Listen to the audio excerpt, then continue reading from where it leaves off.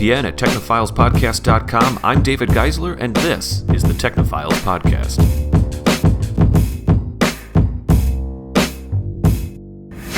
All right, everybody, welcome to part 3 of episode 290. I'm here with the regular cast, Jake, Gill, Krista-Lee, and Vee Laabs. Vee, how are you? I'm good. And Krista-Lee? Doing good? I'm doing real good. The Krista-Lee. Jake's well as well, I'm sure. Oh, yeah. He's like, what if he's like terrible? Yeah, I'm doing the worst. I'm awful, guys. I'm awful. He can't be terrible with a cute little cat sitting Got the right cat in over front there. of him. You're in cat zone. We are back from the break, and this is part 3, like I said. And I want to talk to you guys about Goodyear's 360 tires. Tell us about it, David. Okay, so there's a lot of things. Specifically, they're called the Goodyear Eagle 360 concept tire. And there's a lot of things, as I said a little bit in part 1, as I started to kind of hint towards in part 1. Actually, Jake, I don't know if we've ever talked about this, so I'll say it again real quick. Some of our other listeners maybe have heard this. I'm not a big car guy, personally. Yeah. If people get really into cars, there's nothing wrong with that. That is fine with me. I don't get like... Are you a big car guy? I happen to like cars. Oh, really? Seriously? Wonderful. Okay, well, Have you let's do this. seen his vehicle? No, I haven't. I was just sitting here and like waiting for him to say something because I knew that, and No, I'm I like, love it. okay. I was getting dropped off for podcast today, and I saw him parking, and I was like, wow, that's a nice car. I wonder who's Awesome. parking around here who owns a car like that. I It's Jake. I don't think cars are evil or wrong or anything like that. It's just, to me, they burn my precious dinosaurs. And Sure. it hurts. No, And it hurts. I was way more into cars when I was younger. Sure. A little bit younger. Well, let me put it this way. When I lived in like a city, I preferred the subway to having a car and stuff like that. I really liked the mass transit more than having to drive everywhere. And that's only just a personal preference. However, we're going through this thing now with cars where driving is changing and mass transportation is changing with self-driving cars and electric cars and cars that are a little bit of everything and all of that. I don't know if I'll be a car guy after this transition. I still might be like, I prefer the subway. I mean, it won't matter, right? Because I think it won't matter. Yeah. yeah. But it's fascinating to see this transition happen. And it all really started with the self-driving car thing that really started like 10 years ago, even a little bit more if you look at some of those races they'd have out in the deserts and stuff like that. Yeah. Stanford and whatever, they'd be out there with cars that race through the desert. So I really get excited whenever there's kind of new things coming out about cars, and especially things that kind of reinvent how cars work. I do actually. I tell you what, like 10 years from now, I'm looking forward to being in the car, having that hour drive to whatever meeting I need to go to, and being able to just hang out and have the car be my office. You know what I mean? I'm looking forward to 15 years from now, 20 years from now, being in a car with my family, and we're all just facing each other. And my nieces are playing basketball in the car. You know what I mean? Yeah. And we're going 200 miles down some highway, right? Yeah. 2 miles an hour. I'm looking forward to those days. So anyway, I'm going to dial it in a little bit here. So whenever I find something about kind of a new thing, I get excited. So Goodyear, they are coming up with this concept of a new tire. And it is, as you can imagine, I've already said the 360 tire, but it is essentially 4 humongous ball bearings instead of regular rolling tires. Wait, what? So like a track ball mouse. Yeah. Flip it over, 4 of those, and that's the wheels. But it gets a little more complicated than that. But think about that. So this is what Goodyear is proposing. Now, obviously, this is in a world where the car is completely autonomous already. They're really looking past even having people drive these things. Yeah. The idea is that the car has these 4 huge, essentially maglev wheels, because the wheels, like how do you do, like on a trackball and a mouse, it just kind of slides around on little sensors, or in the olden days it was those wheels and stuff like that. Yeah, and there's a certain amount of friction, that's fine. But if you've got it the other way around and you have a big heavy car on this, like you got to get pretty serious about that. So what they came up with is every single car, would it be like a socket? Like what do you call like just the front left tire, Jake? I'm not joking at all. Or like the wheel back well? tire. The wheel well, is that what it is? Sure. I mean, yeah. So the wheel well is going to house the wheel, and inside there you have like the rim that's attached in the rubber, and then you have like the brake caliper and the brake and the axle, which is going to connect to either like the transmission or some kind of Sure. drivetrain. Yeah. So the wheel well goes with that. So what they're doing is they've decided they can take this tire, and I'm going to get into what it's made out of in just a minute. But you basically put these balls inside the car. The tires, the balls, the wheel bearings, whatever, don't ever physically touch the car. They use magnets to have the car float on those 4 tires. Which that's nothing too crazy. Like we've had stuff like that already. It's just really kind of cool. And so that's how you get this wheel to be able to roll with like no friction and stuff like that. Yeah. But what's even crazier is that they realize that if they're using magnets to keep the wheels in place, and again, I want to be very clear about this. There's a lot of physical casing around the wheels. This isn't like weird Jetsons 4 spheres floating beneath. I would say 90% of this wheel is actually encased still in what I think would probably be the wheel well in this case. Sure. But what they realize is if they use the technology to make these tires float, and again, this is just a concept, they could also use that technology as the actual driving force for the tires. So it takes out the engine, it takes out the drive shaft, takes out any kind of what was the shaft that goes from the middle of the car up to the tire? The axle. There it is. Whew, I don't mind. I didn't know that. I'm sorry. Girl saved you. We got you, bro. Thanks. Really appreciate it. Well, I'm a little intimidated now once Jake said he's so into it. Now I'm like really worried. No, you're good. You're good. All right, cool. Well, anyway, so what they realize is that it could be a car that could actually be the driving force of the wheel, just like how an electronic, a magnet train moves forward. You alternate the positive and negatives, and you get these things moving.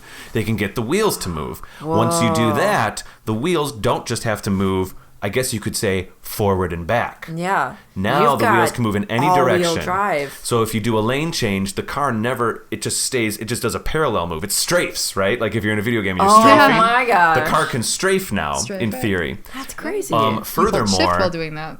What's that? I said you just hold shift while driving and then you can strafe. Well, again, remember the idea is that these cars would be completely autonomous. Any car that would use this has already crossed the line into total autonomy. Yeah. And this changes how they can park. You could pull up into a parking lot and this thing could move around and rotate itself and move along sideways and rotate itself backwards and forward. Angles and stuff. They could have cars on the interstate flip around and face each other as they're driving if you need to communicate and things like that. You can link up with other cars. Like it gets crazy. Oh my goodness. That's wild. That's funny because actually when we were watching the reveal videos for the first robotics teams, there was one team that had that kind of all-wheel, rotating at crazy angles drive and just wheels. Moving so fast, just kind of like that. Yeah, absolutely. So then what happens is, if we let's imagine we actually had these humongous I feel like if this was a science fiction movie, they'd be humongous steel rolling balls. Yeah. And these things would make crazy noises. Actually, now that I think about it, didn't iRobot have cars that had ball bearing? iRobot-y. Ball bearing wheels or something like that. Yeah. I think because he spun around in the movie. They spun around a little bit when the robots attacked, if I remember correctly. Now that I think about it. Yeah, so a similar kind of idea, but of course totally different. Yeah. So the wheels themselves, and this is where the Goodyear part actually kind of comes in too, is they created this special material that they based it off of a coral material, literally the biology, the shape of how coral grows. Yeah. Okay. And so what it does is it absorbs water as it drives, which makes it become more microscopically more flexible and softer. And then when it gets drier, it becomes more rigid, so that the friction never really decreases. Because what happens is if you have these tires spinning around. We've all driven through a puddle before. You get a lot of spray. Yeah. I already said, what if 80% to 90% of this ball bearing wheel is encased?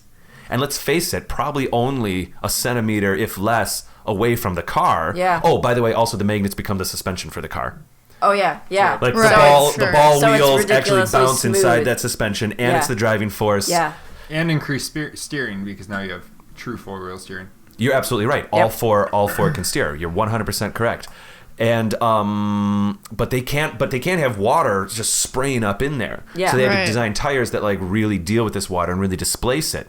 But remember back in the 90s there was that aqua tread or whatever it was that everyone got really excited about. Oh yeah. It was the double wheel thing. There were lots of commercials on those. Lots of commercials. Yeah. Regardless if it worked or not, there was the one thing we should point out about the aqua tread tire is that it obviously the tire is going in one direction. It's going forward or back, really. Right. What happens when you have a tire that can roll in all different directions, and probably is never really rolling the same way twice. You can't just put a tread down the middle. You know, like a Samus ball or something. It doesn't eventually. It's like a giant tread, right? Yeah, so it has a tread along the entire thing, and they actually had to make it kind of non-symmetrical so that it's the percentage of tread to space is always the same, because if they used a geometric pattern, the way the math works out is sometimes you'd be more rubber would be touching depending just on little changes in the angle of the rolling of the wheel. Oh. Or bad road or whatever. Yeah, exactly. So anyway, so they've got this other material in there that absorbs water, and it makes the tires soft and hard and stuff like that. And last but not least, there was one more thing I really wanted to talk about. The tires will have sensors inside them that communicate to the car about like what they're experiencing. So not only will the car like feel, well, this is all concept. Not only will the car potentially feel these tires moving, and because like how do you really feel a lot of friction and stuff like that? The tires will have sensors that will communicate wirelessly to the car as they pass in the casing, talking to the car about if they what they're sensing about the conditions of the road. Again, maybe wet and dry and stuff like that. Bumpy if they're picking up a lot of dirt, things like that. Yeah. So well, then that can go out. It's not even just for that car. It can go to other cars in the area, or it can provide. It's almost like road rehab all the time, because you have any car that's going down there, you're now getting a perfect readout of what that road condition is. So the idea is the tire talks to the car can talk to other cars, and then those cars can talk to the internet for even more data. Yeah. So I wonder if you could use that then, because you know how when you use like Google Maps or something and they have the real-time traffic data, I wonder if like before you leave you could be like, oh, I do need to like read this book on my way, so I'm going to choose the least bumpy road. Sure. Right? Yeah. Because like at that point you're idea like already like kind of hovering in the air anyways over the magnets. It's not but gonna be too that would be anyway. Interesting where they can. I mean, they'll have all the. They're calling it IntelliGrip. There's these sensors that are going to be built into the tire, IntelliGrip, and it's going to, if it feels potholes or if it feels ice and stuff like that, it can kind of continue that information. I was trying to find the information on this kind of new weird rubber that they're using, and I'm not coming up with it right now. Blend biomimicry. Well, biomimicry, but it's not, the whole wheel is not made out of this. It's like a normal rubber wheel with the crazy coral shaped tread, but then it has like inserts of goop up in the tread that then makes the tread that sticks down soft or firm, depending if it's wet or soft. Oh, okay. So that's like a whole other material. It's Goodyear's using two different materials. It's not like a new miracle rubber. It's whatever they make with their tires mixed with this other stuff in there. Yep. Whatever. All right. I don't know. What do you guys think? Wow. I haven't really gotten a good look at the article. Do they have like a picture of the designs they have? Here, you can look. I've got something there. Okay. You can scroll around a little bit. Oh my gosh. It looks like some ridiculous pinball car. Yeah. Pinball car. It is a concept. It would require cars. Now, this is a situation where cars would literally. I mean, this is the tire they use. It's not like you can switch out your tires. You know what I mean? Yeah. Exactly. The car would be designed with this in it. Mm-hmm. What do you think, like, the kind of variations would be with the tires in terms? You mean you're talking about like different diameters and things? I'm wondering, like, when car systems are autonomous, can you change your experience? Is that experience of having a different car other than the interior or the exterior gone? Can you change the way you ride? Like, I'm listening. Yeah, like maybe when cars are autonomous, there are certain cars that have still regular wheels, and then there are some certain cars that have crazy pinball wheels in them. If they're all theoretically, and we've already touched this on this season already. Yeah. As more, we talked about this just a few weeks ago. As more and more cars are autonomous, the math works out that they are technically safer because there's less of the crazy Google buses or the crazy bus that the Google car bumped into. You know what I mean?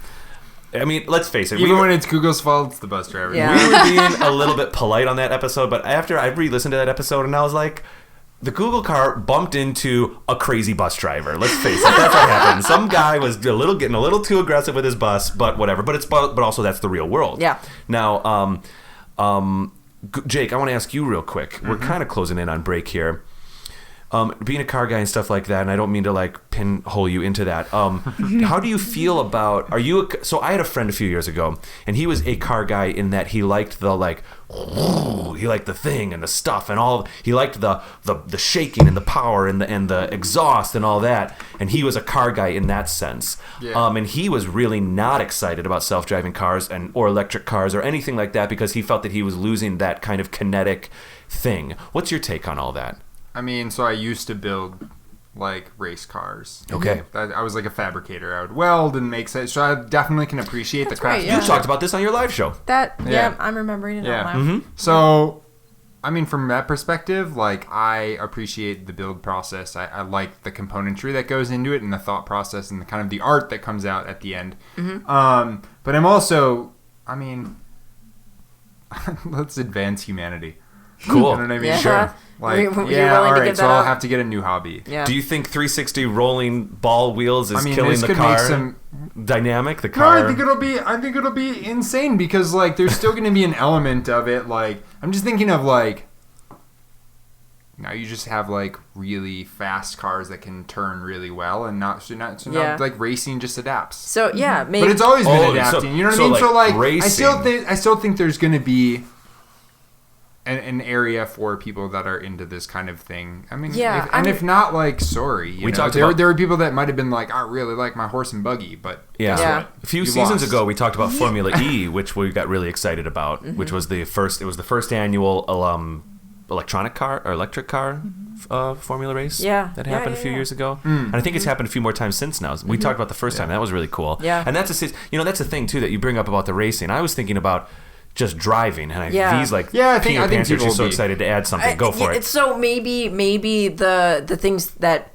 car nuts like in the future will be totally different. Maybe it's like they mod their cars so that it does more weird flips and turns in traffic because that's fun and that looks cool. Is that like the new car guy, like a guy who writes algorithms? That might be it. That might be exactly it. Or maybe they make those algorithms physical components that you can plug into your car. Another one. Just for that sake. I had two very good friends, and I respected them both. One really liked... Well, we had a Harley in this very episode kind of make its presence known. Yes. Sure. And another guy... I had an artist friend, and he really liked his Harley, or the concept of a Harley. And I had an engineer friend who really got excited about this like new Mercedes electric motorcycle. Yeah. He said, "Oh, it's so great! You still get the experience riding a motorcycle, but you don't have all the sound and the bumps and the banging. Yeah. And